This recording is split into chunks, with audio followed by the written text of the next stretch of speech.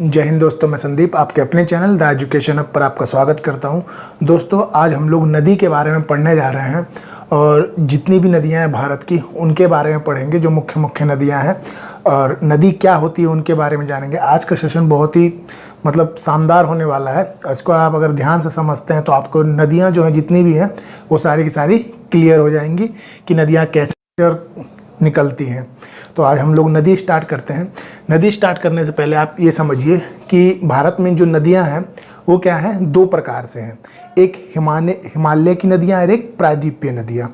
तो जो हिमालय की नदियां हैं वो हिमालय की नदियां तीन भागों में विभाजित हुई हैं। जैसे एक सिंधु नदी का तंत्र, ब्रह्मपुत्रा का तंत्र और गंगा नदी का तंत्र। और जो प्रायद्वीपीय नदियाँ हैं, अरब सागर की शाखा वाली और एक बंगाल की खाड़ी की शाखा वाली। अब देखिए नदी होता क्या है, नदी के बारे में समझते हैं। नदी जो मुख्य नदी जो है वो मुख्यतः पर्वतीय क्षेत्र, पर्वत से होकर निकलती है या झील से निकलती है। तो जो मुख्य नदी है वो किससे निकलती है, या तो पर्वत से या झील से। कहाँ से? या तो पर्वत से या झील से। मुख्य नदी में आकर जो नदी मिलती है, मुख्य नदी में आकर जो नदी मिलती है उन्हें सहायक नदी कहा जाता है। क्या कहा जाता है? सहायक नदी। कौन सी नदी को सहायक नदी कहा जाता है? मुख्य नदी में आके जो नदी मिलती है उसे क्या कहा जाता है? सहायक नदी कहा जाता है। तो अभी हमने क्या समझा, नदी किसे कहते हैं और सहायक नदी किसे कहते हैं। आप समझते हैं नदी तंत्र किसे कहते हैं। तो देखिए, मुख्य नदी और सहायक नदी मिलके जो बनती है उसको कहते हैं नदी तंत्र। क्या कहा जाता है? नदी तंत्र। मुख्य नदी और सहायक नदी को मिला दिया जाए तो क्या कहलाता है? नदी तंत्र कहलाता है। क्या कहलाता है? नदी तंत्र। और देखिए, एक होता है बेसिन या फिर द्रोणी, या तो उसको बेसिन कहिए या द्रोणी। तो जो नदी तंत्र है, नदी तंत्र से जितने एरिया में सिंचाई होती है, समझ रहे बात को?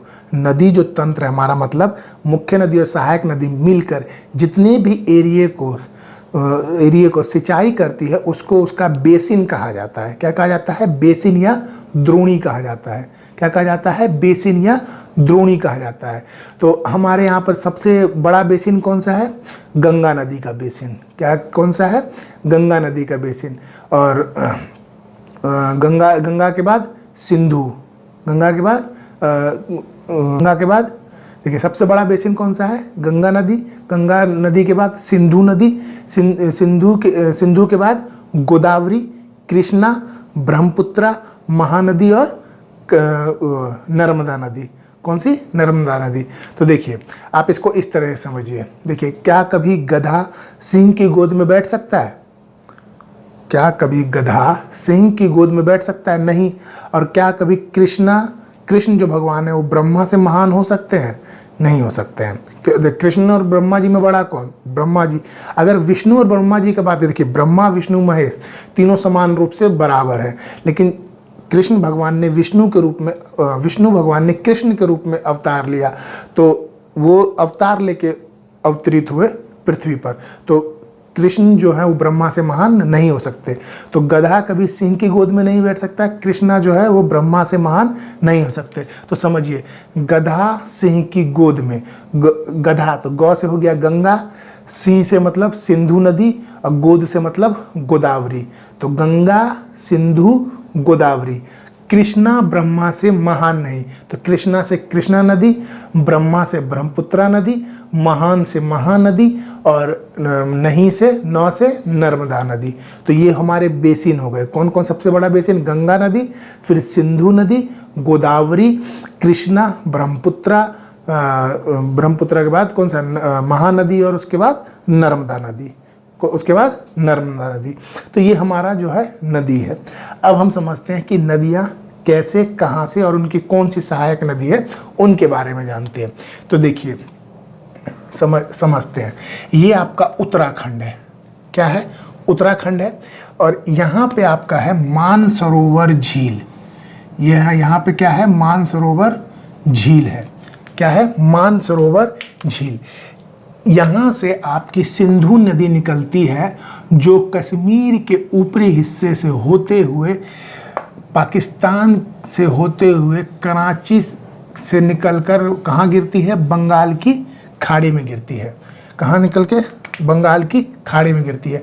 तो ये कौन सी नदी हो गई? सिंधु नदी। देखिए बहुत सारी नदियां हैं, मैं उनके नाम नहीं लिख पाऊंगा क्योंकि ये पूरा का पूरा ये भर जाएगा अगर मैं नाम लिखूंगा। तो आप लोग को याद करते जाना है, मतलब देखते जाना है, या तो फिर आप एक कॉपी कलम लेके बैठ जाइए और मैप या तो नक्शा लेके बैठ जाइए और आप लिखते रहिए और मैं आपको समझाता जाता हूँ। तो ये क्या है, मानसरोवर झील से कौन सी नदी निकली? एक सिंधु नदी निकली जो कश्मीर के ऊपरी हिस्से से होते हुए, पाकिस्तान होते हुए, कराची से होते हुए कहाँ गिरती है? अरब सागर की खाड़ी में गिरती है। कौन सी नदी? सिंधु नदी। देखिए यहाँ पर है आपकी चिनाब नदी। कौन सी नदी? चिनाब नदी, जो हिमाचल प्रदेश से निकलकर पंजाब होते हुए सिंधु नदी में आकर मिल जाती है। कहाँ पर मिल जाती है? सिंधु नदी में आकर मिल जाती है। ठीक है। और जम्मू कश्मीर में यहाँ पे आपकी झेलम नदी है। झेलम नदी जो है वो, देखिए झेलम नदी जम्मू कश्मीर से निकलती है और भारत और पाकिस्तान के बॉर्डर से होते हुए ये आकर चिनाब में मिल जाती है। किसमें मिल जाती है? चिनाब में मिल जाती है। तो भारत और पाकिस्तान का बॉर्डर होते हुए कहाँ पे आके मिल जाती है? चिनाब में मिल जाती है। कहाँ मिल जाती है? चिनाब में मिल जाती है। देखिए इसी मानसरोवर झील से एक नदी निकलती है जिसका नाम है सतलज नदी। क्या, कौन सी नदी? सतलज नदी। सतलज नदी जो है वो हिमाचल प्रदेश के निचले हिस्से और पंजाब के निचले हिस्से से होते हुए वो कहाँ में आके मिल जाती है? वो चिनाब में आके मिल जाती है। किस में मिल जाती है? चिनाब में आके मिल जाती है। पंजाब और हिमाचल प्रदेश के निचले हिस्से से होते हुए कहाँ पे आके मिल जाती है? चिनाब में आके मिल जाती है। और यहाँ पर है एक रावी नदी। रावी नदी जो है वो भी हिमाचल प्रदेश से निकलकर पंजाब होते हुए किस में मिलती है? वो भी किस में मिल जाती है? चिनाब नदी में मिल जाती है। किस में मिल जाती है? चिनाब नदी में मिल जाती है। और उसी के यहाँ पर है एक ब्यास नदी। ब्यास नदी हिमाचल प्रदेश से निकलकर पंजाब होते हुए किस में मिलती है? ये आके सतलज में मिल जाती है। किस में मिल जाती है? सतलज में मिल जाती है। इसीलिए देखिए दोस्तों, नदी में बना रहा हूँ तो यहाँ नाम लिखना असंभव है, तो इसी तरह आप धीरे धीरे समझते जाइए। पहले क्या हुआ? मानसरोवर झील से कौन सी नदी निकली? ऊपर से सिंधु नदी निकली जो कि कश्मीर के ऊपरी भाग से होते हुए, पाकिस्तान होते हुए और कराची होते हुए कहाँ पे गिर गई? अरब सागर की खाड़ी में गिरी। ठीक है। उसके बाद चिनाब नदी जो है हिमाचल प्रदेश से चिनाब नदी निकली और पंजाब होते हुए चिनाब नदी किससे आके मिल गई? सिंधु नदी से मिल गई। ये अभी हम सिंधु नदी तंत्र के बारे में पढ़ रहे हैं। किस में आके मिल गई? सिंधु नदी में आके मिल गई। यहाँ पे जम्मू कश्मीर से एक नदी है जिसका नाम है झेलम नदी। झेलम नदी जो है वो भारत और पाकिस्तान से मतलब बॉर्डर बनाती है झेलम नदी, और उससे होते हुए कहाँ पे आके मिलती है? चिनाब नदी में आके मिल जाती है। किस में मिल जाती है? चिनाब नदी में आके मिल जाती है। और रावी नदी जो है, रावी नदी भी हिमाचल प्रदेश से होते हुए, पंजाब से होते हुए किस में मिल जाती है? चिनाब नदी में मिल जाती है। और इसी मानसरोवर झील से आपकी एक नदी निकलती है जिसका नाम है सतलज नदी। वो हिमाचल प्रदेश और पंजाब के निचले क्षेत्र से होते हुए वो किस में आके मिल जाती है? चिनाब में आके मिल जाती है। तो देखिए चिनाब में कौन कौन सी नदी मिल रही है? झेलम नदी और रावी नदी और सतलज नदी। ये तीन नदी चिनाब में आके मिल रही है। और चिनाब खुद किस में जाके मिल रही है? सिंधु नदी में जाके मिल रही है। यहाँ से एक और निकलती है व्यास नदी हिमाचल प्रदेश से, जो कि पंजाब होते हुए किस में आके मिलती है? सतलज नदी में आके मिलती है। तो देखिए आपने पढ़ा होगा कि पंजाब 5 नदियों का क्षेत्र है, तो आपको लग रहा होगा सर यहाँ तो 3 ही नदियाँ आ रही हैं, झेलम और या क्या नाम है ये झेलम और झेलम नहीं आ रही है, और एक देखिए 4 नदी आ रही है, सतलज, ब्यास, रावी और चिनाब। झेलम क्यों नहीं आ रही है? तो देखिए पहले क्या था, जब अखंड भारत था, मतलब पाकिस्तान उससे टूटा नहीं था, तो ये पूरा हिस्सा ही पंजाब कहलाता था। हरियाणा पंजाब से टूटा, पंजाब जो हम देख रहे हैं वो भी पंजाब का ही हिस्सा था। ये सारा एरिया ही पंजाब से टूटा था। तो उस टाइम पे ये 5 नदियों का क्षेत्र था। चूँकि अब ये सिर्फ इसमें यहाँ झेलम तो ऊपर से निकल जाती है, तो अब पंजाब नहीं कहलाता है। तो ये क्या हो गया? सिंधु नदी तंत्र कहलाया। पूरा हिस्सा क्या कहलाया? सिंधु नदी तंत्र कहलाया। ठीक है। देखिए अब यहीं से ही आपकी मानसरोवर झील से एक नदी निकलती है। ये नदी, इसका नाम है ब्रह्मपुत्र नदी। ये नदी अरुणाचल प्रदेश से होते हुए असम के बीचों बीच से होते हुए ये धुबरी होते हुए बांग्लादेश होते हुए बंगाल की खाड़ी में आकर गिर जाती है। तो देखिए ब्रह्मपुत्र नदी जो है इसका नाम चीन में यानी तिब्बत में, क्योंकि ये तिब्बत में होती है, चीन के शहर जो है एक तिब्बत है, वहाँ से होते हुए जाती है, तो इसको तिब्बत में स्यांगो नदी कहते हैं। ब्रह्मपुत्र का नदी का नाम क्या है? स्यांगो नदी। जब ये अरुणाचल प्रदेश में आती है तो ये कौन सी नदी बन जाती है? इसका नाम हो जाता है दिबांग नदी। कौन सी नदी? दिबांग नदी। और जब ये असम में घुसती है तो इसका नाम क्या हो जाता है? ब्रह्मपुत्रा नदी। जब असम में घुसती है तो कौन सी नदी हो जाती है? ब्रह्मपुत्रा नदी। जब ये बांग्लादेश में घुसती है तो इसका नाम हो जाता है जमुना नदी। कौन सा नदी? जमुना नदी। और देखिए ये जमुना नदी इधर से आके मैं अभी बताता हूँ, उत्तराखंड के गोमुख से गंगा नदी निकलती है। वैसे मैंने आपको गंगा नदी के बारे में पढ़ा दिया, गंगा नदी निकलती नहीं है, बनती है। तो गंगा नदी जब आके यहाँ बंगाल की खाड़ी में गिरती है तो ये जो ब्रह्मपुत्र नदी है वो गंगा नदी में आके मिल जाती है। और जब ये गंगा नदी में मिल जाती है तो इसका नाम हो जाता है मेघना नदी। को क्या हो जाता है? मेघना हो जाता है। तो सोचिए ब्रह्मपुत्र नदी के कितने नाम। जब तिब्बत में है तो स्यांगो, अरुणाचल प्रदेश में है तो दिबांग, असम में है तो ब्रह्मपुत्रा, और बांग्लादेश में घुसी तो जमुना, और गंगा में मिल गई तो क्या हो गई? मेघना हो गई। क्या हो गई? मेघना हो गई।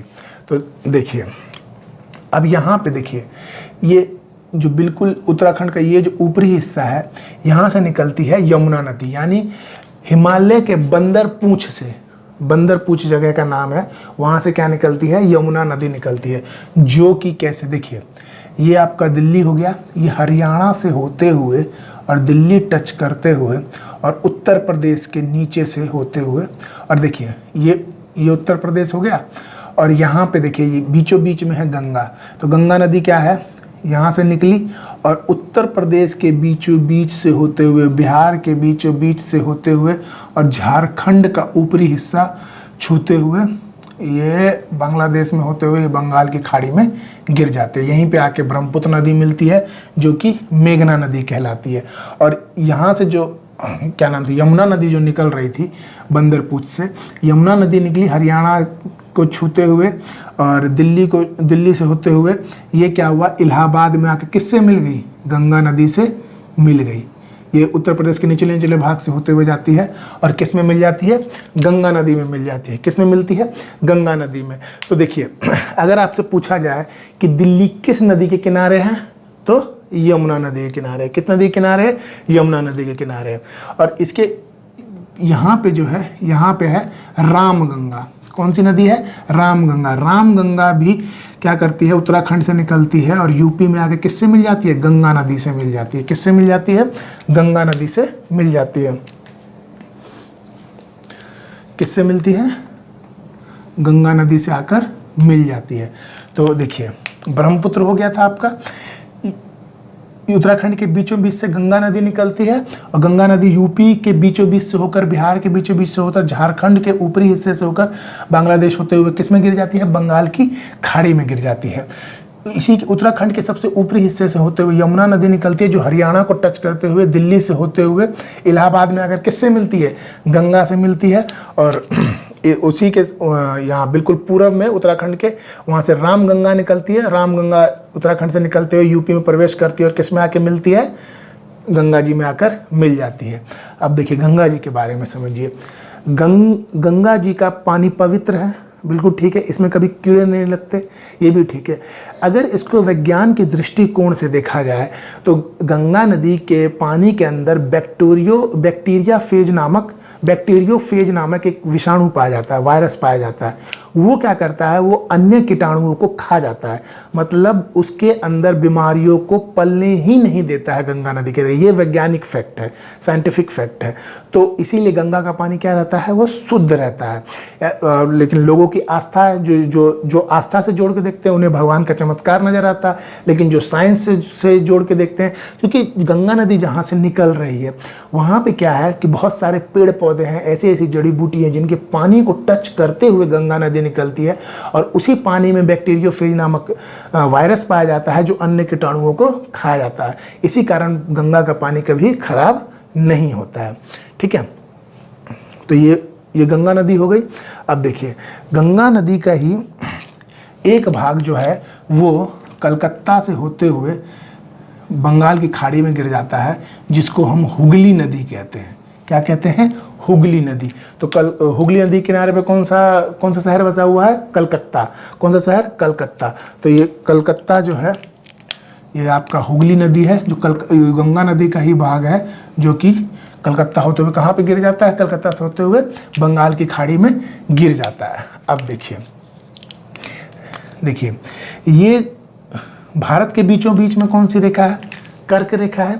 कर्क रेखा के ही ऊपर यहाँ पर एक नदी है जिसका नाम है चंबल नदी। क्या नाम है? चंबल नदी। चंबल नदी यहाँ से निकलती है और राजस्थान होते हुए जाके ये यमुना नदी से मिल जाती है। किससे मिल जाती है? यमुना नदी से मिल जाती है। किससे मिलती है? यमुना नदी से मिल जाती है। और चंबल नदी के ही ये सारी नदियाँ अभी जितनी नदी मैं बना रहा हूँ वो कर्क रेखा से ऊपर ही रहेंगी। यहाँ पर है काली सिंध। कौन सी नदी है? काली सिंध। काली सिंध ये एमपी की बात कर रहा हूँ मैं। कर्क रेखा के ऊपर एमपी है, तो नीचे भी एमपी है, ऊपर भी एमपी है, लेकिन एक कर्क रेखा के ऊपरी हिस्से की बात कर रहा हूँ। यहाँ से काली सिंध निकलती है, जो कि ये काली सिंध निकली और जाके मिल जाती है किसमें? चंबल नदी में। किसमें मिल जाती है? चंबल नदी में। ये क्या हो गई? काली सिंध। ये क्या हो गई? चंबल नदी। चंबल नदी यहाँ एमपी से निकलकर और ये राजस्थान होते हुए किसमें मिलती है? यमुना नदी में। और काली सिंध क्या है? ये किसमें मिलती है? ये किसमें आके मिल जाती है? चंबल नदी में। अब देखिए ये राजस्थान में मैंने बताया था, यहाँ पे आपका एक अरावली पर्वत है, अरावली पर्वत श्रेणी है। ठीक है, तो यहाँ से देखिए इसके अरावली पर्वत श्रेणी के इस तरफ से यहाँ से निकलती है लूनी नदी। कौन सी नदी निकलती है? लूनी नदी। लूनी नदी राजस्थान से निकल कर आके कच्छ के रण में आकर मिल जाती है। कच्छ के रण में आकर मिल जाती है। तो देखिए कच्छ के रण में भी क्या है? पानी है, लेकिन यहाँ पे जो पानी है वो 10 महीने रहता है और 2 महीने नहीं रहता है। तो ये जो लूनी नदी है वो कहाँ पे आके मिल जाती है? कच्छ के रण में आकर मिल जाती है। और इसी के बगल में है बनास नदी, मतलब अरावली पर्वत श्रेणी के इस तरफ है लूनी नदी और इस तरफ है बनास नदी। बनास नदी जो है वो चंबल नदी में आकर मिल जाती है। किसमें मिलती है? चंबल नदी में आकर मिल जाती है। किस नदी में आकर मिलती है? चंबल नदी में। अरावली के इस तरफ लूनी और अरावली के इस तरफ बनास। बनास नदी किस में आके मिली? चंबल नदी में। काली सिंध किस में मिली? चंबल नदी में। और चंबल नदी किस में जाके मिलेगी? यमुना नदी में। किस में मिलेगी? यमुना नदी में। इसी के यहाँ पर है सिंध, यहाँ पर है बेतवा, यहाँ पर है केन। सिंध नदी कहाँ पे मिलती है? यमुना में। बेतवा कहाँ पे जाके मिलती है? यमुना में। और केन नदी कहाँ जाके मिलती है? यमुना में। तो सिंध नदी, बेतवा नदी और केन नदी, ये तीनों जाके नदियाँ कहाँ मिलती हैं? यमुना में जाके मिलती है। कहाँ मिलती है? यमुना में जाके मिलती हैं। तो नदी समझ रहे हैं आप? देखिए सिंधु नदी तंत्र समझ में आया होगा। उसके बाद ब्रह्मपुत्र नदी तंत्र, ब्रह्मपुत्र के बारे में समझ में आया होगा, कैसे असम से, मतलब यहाँ से होते हुए अरुणाचल प्रदेश, असम से होते हुए बंगाली खाड़ी में गिरी। गंगा, यमुना, रामगंगा बंगाल की खाड़ी में आके गिरी। उसके बाद अरावली के इस तरफ लूनी, जो कि कच्छ के रण में आकर मिल जाएगी। इधर बनास। चंबल नदी किस में जाके मिली? यमुना नदी में। और इधर बनास नदी किस में आके मिली? चंबल नदी में। इधर है आपका ये काली सिंध किस में मिली? चंबल नदी में। सिंध किस में मिली? यमुना नदी में। बेतवा यमुना नदी में। केन यमुना नदी में। ठीक है, अब देखिए यहाँ पर है अमरकंटक। अमरकंटक छत्तीसगढ़ और मध्य प्रदेश के बिल्कुल बॉर्डर पर सटा हुआ अमरकंटक। अमरकंटक से 3 नदियाँ निकलती हैं। कितनी नदियाँ निकलती हैं? 3 नदियाँ।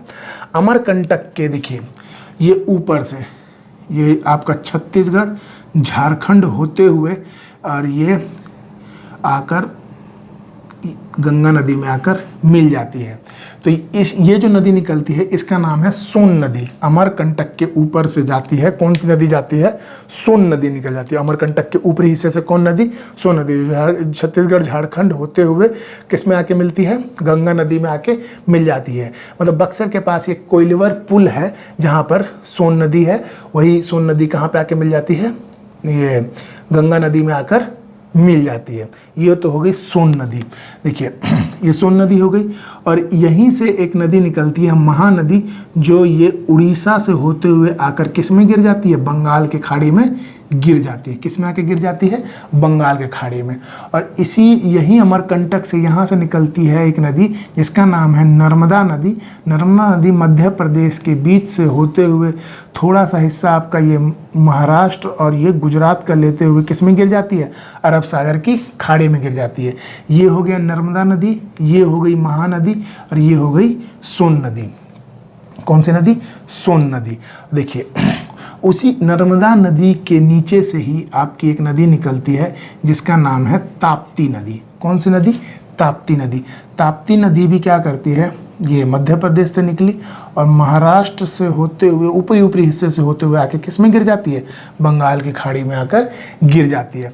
अब देखिए यहाँ पे एक क्वेश्चन है, अगर आपसे क्वेश्चन पूछे कि उत्तर की ओर कौन सी नदी बहती है तो आपको हमेशा क्या मारना है, सोन नदी। ऑप्शन डी रहेगा सोन नदी। देखिए उत्तर की ओर तो ये भी बह रही है, कौन कौन सी, चंबल बह रही है, काली सिंध, सिंध, बेतवा, केन, लेकिन अधिकतर अगर क्वेश्चन पूछा जाता है तो सोन नदी से ही पूछा जाता है कि उत्तर की ओर बहने वाली नदी कौन सी है, तो कौन सी नदी होगी, सोन नदी होगी। कौन सी नदी होगी, सोन नदी होगी।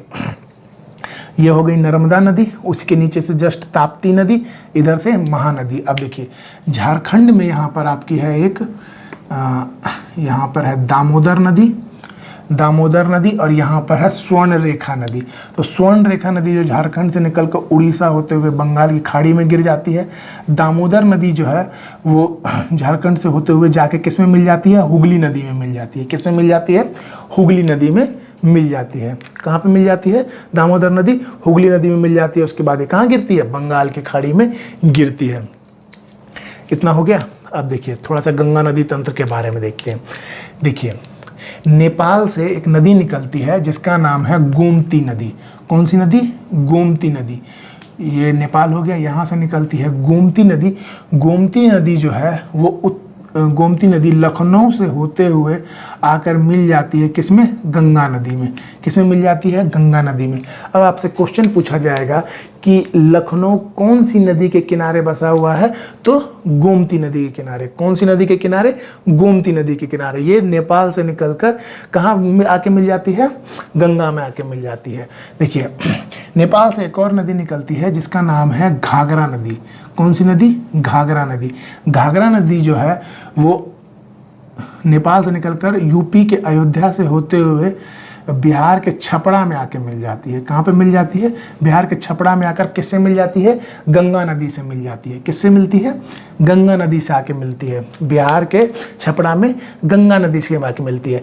नेपाल में इस नदी का नाम घाघरा नदी है, लेकिन जब ये अयोध्या में प्रवेश करती है, यूपी में प्रवेश करती है, तो यहाँ के लोग इसे सरयू नदी के नाम से जानते हैं। किस नदी के नाम से जानते हैं, सरयू नदी के नाम से जानते हैं।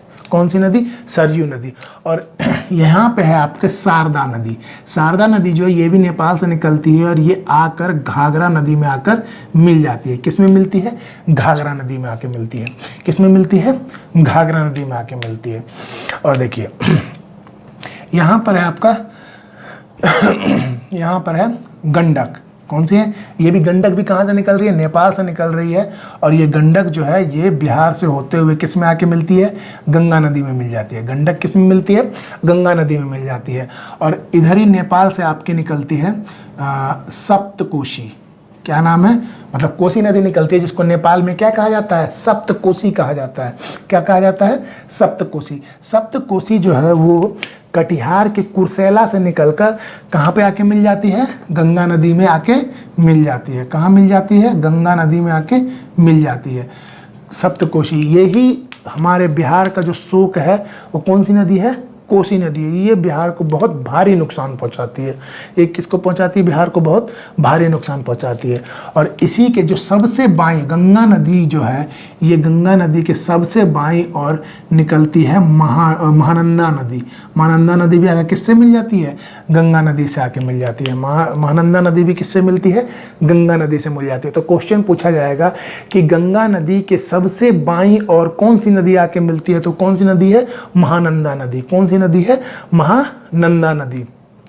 ठीक है, तो देखिए आप गंगा नदी तंत्र के बारे में समझिए। गंगा नदी तंत्र हो गया आपका। तो देखिए कहाँ से निकली गंगा? उत्तराखंड के बीचों बीच में से गोमुख से निकली, ठीक है। यूपी बिहार से होते हुए, बांग्लादेश से होते हुए कहाँ पे आके गिर गई? बंगाल की खाड़ी में। सबसे पश्चिमी हिस्से से यमुना निकली, दिल्ली हरियाणा से होते हुए इलाहाबाद में आकर किससे मिली? गंगा जी से मिल गई इलाहाबाद में। देखिए एक नदी और थी जिसका नाम था सरस्वती नदी, जो अभी बिल्कुल विलुप्त है। देखिए किताबों में है कि वो विलुप्त है, लेकिन आज तक उसको देखा नहीं गया है सरस्वती नदी को, वो विलुप्त ही बताया जा रहा है। तो वो राजस्थान से निकलती थी, जो आके इलाहाबाद में मिल जाती थी, ठीक है। तो यही हो गई यमुना नदी। और उत्तराखंड के बिल्कुल पूर्वी हिस्से से कौन सी नदी मिलती थी? गंगा में आके मिलती थी रामगंगा। कौन सी? रामगंगा। उसके बाद नेपाल से गोमती नदी गंगा जी में मिली। उसके बाद ये है शारदा नदी, जो घाघरा नदी में आके मिलेगी। घाघरा नदी जो है यूपी से होते हुए, बिहार से होते हुए कहाँ पे? गंगा नदी मिलेगी। घाघरा नदी को यूपी में क्या कहा जाता है? अयोध्या में सरयू नदी। उसके बाद नेपाल से कौन सी नदी निकलती है? गंडक नदी। गंडक नदी जो है वो किस में आके मिलती है? बिहार में गंगा नदी से। उसके बाद सप्तकोशी नदी बिहार में किससे मिलती है? कटिहार के कुर्सेला में किससे मिलती है? गंगा नदी से। इसका नाम बिहार में क्या है? कोसी नदी है। और गंगा के सबसे बाईं और कौन सी नदी मिलती है? महानंदा। कौन सी? महानंदा। देखिए दार्जिलिंग की पहाड़ियों से एक नदी निकलती है जो कि सिक्किम में है। देखिए दार्जिलिंग से नहीं बोल रहा हूँ मैं, दार्जिलिंग पश्चिम बंगाल में, लेकिन उसकी जो पहाड़ियाँ हैं वो सिक्किम से भी टच हुई हैं। तो सिक्किम से एक नदी निकलती है जिसका नाम है तिस्ता नदी। तिस्ता नदी जो है वो आके मिल जाती है किसमें?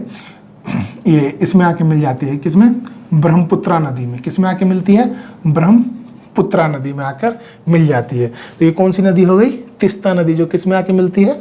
ब्रह्मपुत्रा नदी में, ठीक है। तो ये आपकी अभी कौन सी ये उत्तर भारत की अभी लगभग नदियाँ आपकी खत्म हुई हैं, ठीक है। अभी नीचे वाली हिस्से रह गई हैं, दक्षिण भारत की, मध्य भारत की भी नदियाँ हैं। तो पहले ये समझ में आ रहा है आपको। अब देखिए मणिपुर में यहाँ पर एक नदी है जिसका नाम है बराक नदी। कौन सी नदी है? बराक नदी। बराक नदी भी आकर किस में मिलती है? ब्रह्मपुत्रा नदी में। किस में आके मिलती है? ब्रह्मपुत्रा नदी में। इधर अरुणाचल प्रदेश में यहाँ पर है आपकी दिहांग नदी और यहाँ पर है आपकी सब्रनासा नदी। कौन कौन सी? दिहांग नदी और सब्रनासा नदी। दिहांग नदी भी ब्रह्मपुत्रा नदी में मिलती है, सब्रनासा नदी भी ब्रह्मपुत्रा नदी में मिलती है। और यहाँ पे मैंने आपको देखिए, जब मैं अरुणाचल प्रदेश पढ़ा रहा था, यहाँ मैंने बताया था यहाँ पे कौन से पर्वत है? पटकाई बूम। यहाँ से लोहित नदी निकलती है और वो भी किस में मिलती है? इसमें ब्रह्मपुत्र नदी में आकर मिल जाती है। तो अरुणाचल प्रदेश से कितनी नदियाँ निकली? 3 नदियाँ, दिहांग नदी, सब्रनासा नदी और लोहित नदी, ठीक है। अब देखिए नर्मदा नदी मैंने बता दिया। यहाँ जो अमरकंटक से 3 नदियाँ निकली, सोन नदी, इधर महानदी और ये बीचों बीच से नर्मदा नदी।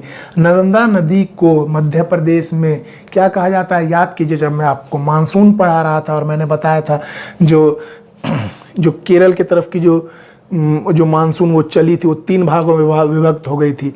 एक जो गुजरात में ये इसको पार करके सीधे हिमालय पर्वत से टकराई थी, एक गुजरात में बारिश की थी, सतपुरा पर्वत से यहाँ पे सौराष्ट्र में बारिश की थी, और एक इधर घुस गई थी, इधर जो घुस गए थे बादल और यहाँ पे बारिश की थी, और नर्मदा नदी में खूब पानी हो गया था। तो जिस कारण इसको क्या कहा जाता है? नर्मदा नदी को दबंग नदी कहा जाता है। आपने अगर मानसून वाला मेरा चैप्टर नहीं देखा है तो आप मानसून देखिए, उससे आपको क्लियर होगा कि मानसून कैसे आता है और कैसे कैसे नदियों में पानी का ज़्यादा बहाव होता है। तो ये कौन सी नर्मदा नदी को कौन सी नदी भी कहा जाता है? दबंग नदी भी कहा जाता है। कौन सी नदी? दबंग नदी भी कहा जाता है। देखिए राजस्थान से यहाँ से एक साबरमती नदी भी निकलती है, जो कि साबरमती नदी राजस्थान से होते हुए, गुजरात से होते हुए आके किस में मिल जाती है? अरब सागर की खाड़ी में मिल जाती है। यहाँ से कौन सी नदी निकलती है? साबरमती, जो कि अरब सागर के खाड़ी में आकर मिल जाती है। अब देखिए यहाँ पे मैंने आपको बताया था चंबल नदी। चंबल नदी कर्क रेखा के ऊपर थी। यहाँ पे एक नदी है कर्क रेखा के नीचे, माही नदी।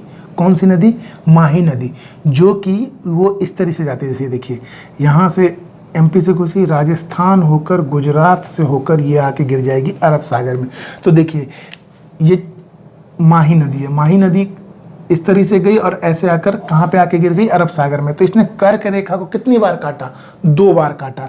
तो आपसे क्वेश्चन पूछेगा कि कर्क रेखा को 2 बार काटने वाली नदी कौन सी है, तो वो कौन सी नदी है, माही नदी। कौन सी नदी है, माही नदी। माही नदी जो है कर्क रेखा को कितनी बार काटती है, 2 बार काटती है। कितनी बार काटती है, 2 बार काटती है। चलिए अब बढ़ते हैं आगे की ओर।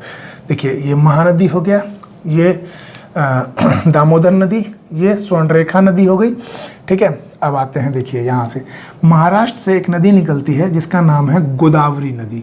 कौन सी नदी, गोदावरी नदी। गोदावरी नदी जो है महाराष्ट्र से निकलकर तेलंगाना आंध्र प्रदेश होते हुए कहाँ गिर जाती है, बंगाल की खाड़ी में गिर जाती है। कहाँ गिरती है, बंगाल की खाड़ी में गिर जाती है। देखिए गोदावरी नदी को दक्षिण गंगा भी कहते हैं। क्या कहते हैं, देखिए उत्तर में ये गंगा और नीचे ये, देखिए ये नदी तो दक्षिण की है, लेकिन दक्षिण भारत की नहीं है। दक्षिण की नदी जरूर है, लेकिन ये देखिए भारत के मध्य में है।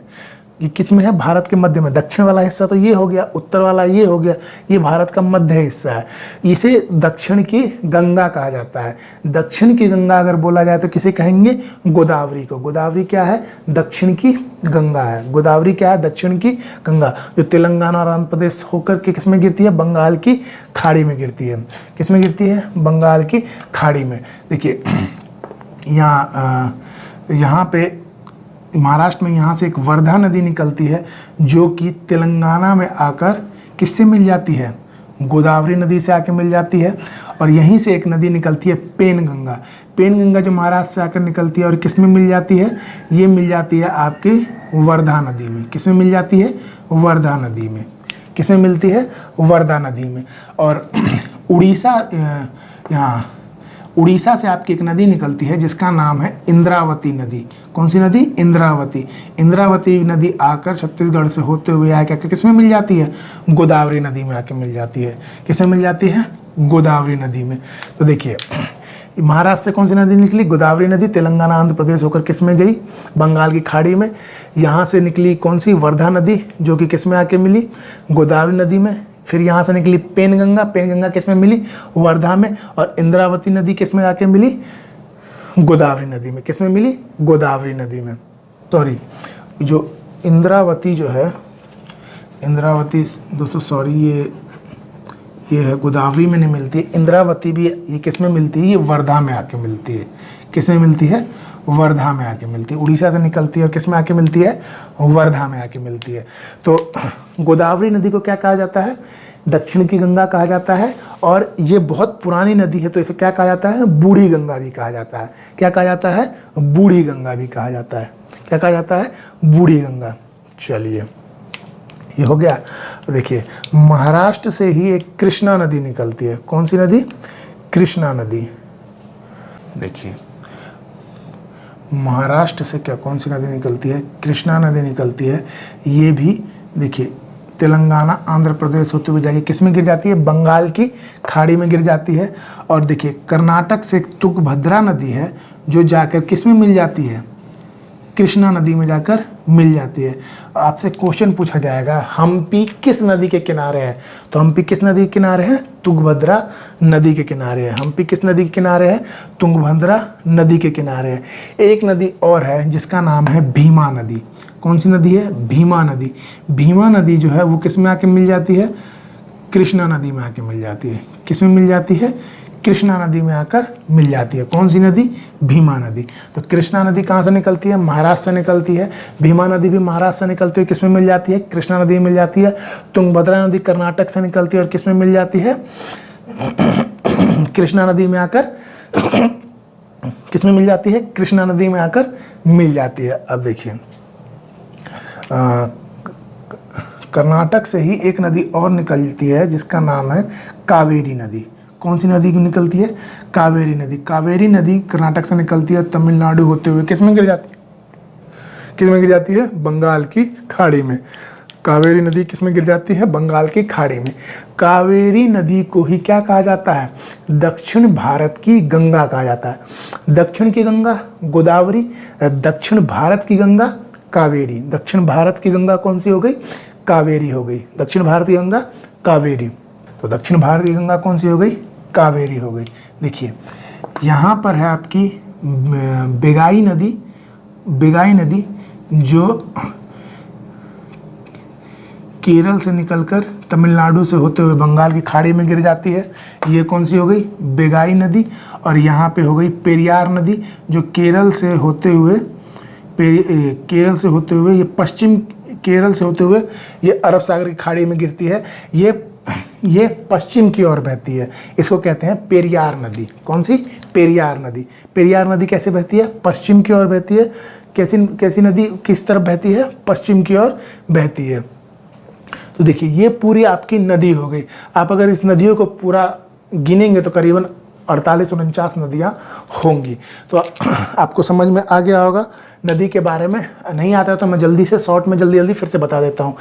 ये कौन सा झील था? मानसरोवर झील। यहाँ से कौन सी नदी निकली? सिंधु नदी निकली। जम्मू कश्मीर के ऊपरी हिस्से से होते हुए, पाकिस्तान से होते हुए, कराची होते हुए किस में गिरी?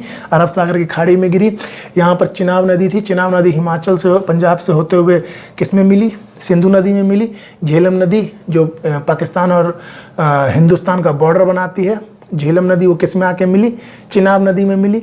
यहाँ पे है रावी नदी। रावी नदी भी हिमाचल प्रदेश से निकली, पंजाब होते हुए किस में मिली? चिनाब में मिली।